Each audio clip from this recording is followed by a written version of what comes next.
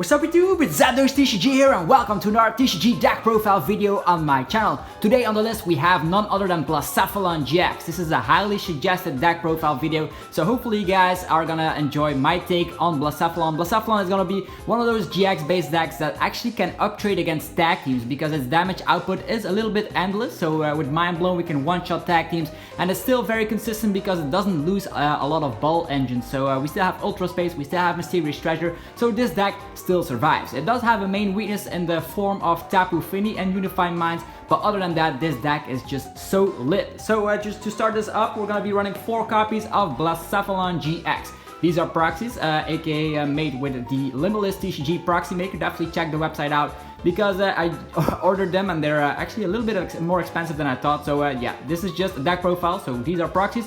We have 4 copies of Blacephalon GX, mainly in here because of course you want to start with it. If we start with it, we can use Burst GX for our first prize card, and then we can just use, of course, Mind Blown throughout the rest of the game. Moving forward, we're gonna be running a 4-tree line of the Naganadel. This is the Naganadel with the charging up ability that makes sure that you can get fire energies from your discard pile immediately to Naganadel. Even if it's in the active position, it's on the bench, it doesn't matter. You can just equip it to this guy, and then we can put him in the Lost Zone thanks to Mind Blown, dishing out 50 damage for every fire energy we are willing to put in the Lost Zone. So that's very powerful and can stack up to a lot of damage. Think about charging up in combination with Welder, in combination with Beastring, the damage output is going through the roof. And also, yeah, if we have exactly 3 prize cards remaining, we can dish out 160 with Turning Point, and Mewtwo and Mew Tag Team GX is weak to Psychic, so it's even an efficient attacker against that. Also 4 Poipole, this is going to be the one with Eye Opener. You could also be the one with Spit Poison, but this is way better because this guy can use Eye Opener and just you can check your prize cards early game. Sometimes that could be yeah, nice to just know where your fire energy lays, because with Burst GX you can just discard that, and if it's an energy we can attach it. So that's why this is the core list of a Blacephalon list. Moving on, we also have 1 copy of the new Naganadel GX. With the Ultra Conversion, this will bring us consistency because Reset Stamp is a thing nowadays. And of course with the Ultra Conversion we can discard an Ultra Beast from the hand and draw 3 cards. Pretty similar like the trade ability of Zoroark, but then we draw 3 cards. And with Ultra Space being in play, this is going to be our main way to draw cards. We do have 4 Poipole, we even have the Ditto Prism Star, which I'm going to talk about soon. So yeah, evolving one of those Poipole or Ditto into this guy will help you out through the game. And also Injection GX can be used with Beast Energy. Same goes for the Venom Shot. If you manage to get a Beast Energy on here together with like Beastring and some other stuff, you can even attack with that Venom Shot to just snipe 170 damage wherever you want. 170, that means things like the Dedenne GX will be 1-hit KO'd, and you get yeah, prize cards with that. So 1 copy of that, let's just put it over here. So in total we have 4 Naganadel, we have 4 Poipole, so this will last us through the game. We have that 1 Naganadel GX for consistency, but most of the time you will evolve into that Naganadel from Lost Thunder, so you can, or is it Lost Thunder? I do think so, yeah, it is Lost Thunder, so you can just get, of course, those charging up abilities in play. We need more energies in play than ever before. Then we're gonna be running a 2-2 line of Ninetales. I was debating on putting custom catchers in the list, but I said why not put in a tick line of Ninetales from Team Up. That means we have the 9 Temptations. Once during your turn, we just discard 2 fire energies and we have the Lysander effect, or aka a one-sided Guzma for the opponent. So we can target whatever we please on the bench, and then we can take KOs on whatever we want. That means we can just, finish the game. There's a tag team on the opponent's bench, target it down with 9 Temptation and finish the game right there. And that's just fantastic. There's 2 Vulpix, there's 2 Ninetales, and there's even 1 Ditto Prism Star, which can either evolve into Ninetales or into Naganadel, a Naganadel of your choice. So I am a very huge fan of this Ninetales. Not only can it get you energies in the discard pile to just re-equip with, of course, Naganadel, it can also make sure against things like Shedinja you have more gusting effects than any other deck. So that's why this is gonna be the main Pokemon lines in this deck. Let's just put Ditto over here.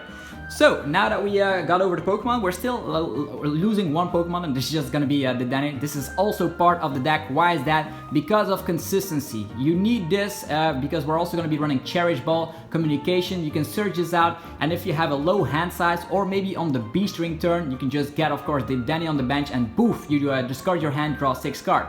In combination with of course Naganadel GX, you'll be going through a lot of your cards and definitely see those B strings. I've also seen people tag in the Persian GX, which also can evolve from Ditto, but I'm a bigger fan of running a thick line of Ninetales because you can target whatever you please. So 1 copy of Dedenne, let's just put it over there. Alright, now we're gonna go over to supporters, very streamlined. We're gonna be running 4 copies of Lily. Almost every deck post rotation runs this, so this is no difference here on the very beginning of the turn.